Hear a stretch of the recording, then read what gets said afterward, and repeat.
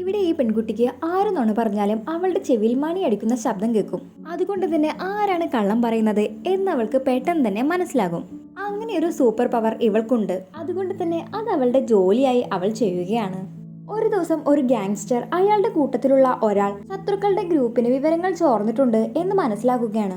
ആരാണ് തന്റെ കൂട്ടത്തിൽ നിന്നും വിവരങ്ങൾ ചോർത്തിയത് എന്നറിയാൻ വേണ്ടി സംശയമുള്ള 3 പേരെ ബിൽഡിങ്ങിന് മുകളിൽ നിന്നും കസാരയിൽ കെട്ടി തൂക്കിയിട്ടിരിക്കുകയാണ്. അപ്പോൾ ഇവളെ കൊണ്ട് കള്ളം പറയുന്നത് ആരാണെന്ന് കണ്ടുപിടിക്കാൻ അറിയും എന്നറിഞ്ഞതുകൊണ്ട് തന്നെ ഇവളെ അങ്ങോട്ടേക്ക് വിളിപ്പിക്കുകയാണ്. അങ്ങനെ ആ ജോലി അവൾ ഏറ്റെടുക്കുന്നു. അങ്ങനെ അവൾ ആദ്യത്തെ ആളുടെ അടുത്ത് പോയി ഞാനാണോ വിവരങ്ങൾ ചോർത്തിയത് എന്ന് ചോദിക്കുകയാണ്. അല്ല എന്ന് അയാൾ മറുപടി പറയുന്നു. അങ്ങനെ അവൾ അടുത്ത ആളുടെ അടുത്തേക്ക് പോകുന്നു. അയാളോടും ഇതേ ചോദ്യം ചോദിക്കുകയാണ്. അയാളും അല്ല എന്ന് പറയുന്നു. അങ്ങനെ അവൾ മൂന്നാമത്തെ ആളുടെ അടുത്തേക്ക് പോകുമ്പോൾ അയാൾ ഇവളൊന്നും ചോദിക്കാതെ തന്നെ ഉത്തരം പറയുകയാണ്, താനല്ല എന്ന്.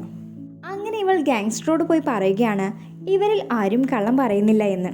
അപ്പോൾ അദ്ദേഹത്തിന്റെ കൂട്ടത്തിൽ തന്നെ ഉള്ള ഒരാൾ പറയുകയാണ് ഇവൾക്ക് ഇതൊന്നും അറിയില്ല, കാശ് കിട്ടാൻ വേണ്ടി ഇവൾ ഓരോ കള്ളത്തരങ്ങൾ പറയുകയാണ് എന്ന്.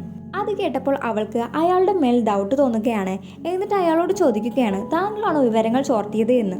ഇത് കേൾക്കുന്ന ആ ചെങ്ങായിയാണെങ്കിൽ ചോദിച്ചതിന് ഉത്തരം പറയാതെ വേറെന്തൊക്കെയോ പറഞ്ഞുകൊണ്ടിരിക്കുകയാണ്. അതിനുശേഷം അവനല്ല എന്ന് അവന്റെ നാവ് കൊണ്ട് തന്നെ പറയുകയാണ്. ഇത് കേട്ടതും അവളുടെ ചെവിയിൽ മണി അടിക്കുന്ന ശബ്ദം കേൾക്കുകയാണ്. അങ്ങനെ ഇയാളാണ് കള്ളം പറയുന്നത് എന്നവൾക്ക് മനസ്സിലാകുന്നു. അത് അവൾ ഗാങ്സ്റ്ററോട് പറയുകയാണ്. എങ്കിലും ഇവൾ കാരണം ഒരു ജീവൻ നഷ്ടമാകരുത് എന്ന് കരുതുന്ന അവൾ ഗാങ്സ്റ്ററോട് ചോദിക്കുകയാണ് എന്താണ് അയാൾ ചെയ്യാൻ പോകുന്നത് എന്ന്. അപ്പോൾ അയാൾ പറയുകയാണ് കാര്യമായി ഒന്നും ചെയ്യില്ല, ഒന്ന് ഭീഷണിപ്പെടുത്തി വിടുമെന്ന്. ഇത് കേട്ടതും അവളുടെ ചെവിയിൽ വീണ്ടും മണിയടിക്കുകയാണ്. ആ പറഞ്ഞത് നുണയാണെന്ന് അവൾക്ക് മനസ്സിലാകുന്നു.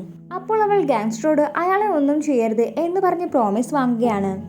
എന്നാൽ ഇവൾ കാരണമാണ് താൻ പിടിക്കപ്പെട്ടത് എന്നതിൽ ദേഷ്യം തോന്നുന്ന ആ ചാരൻ അടുത്ത ദിവസം ഇവളുടെ വീട്ടിലേക്ക് ഇവളെ കൊല്ലാൻ വേണ്ടി വരികയാണ്.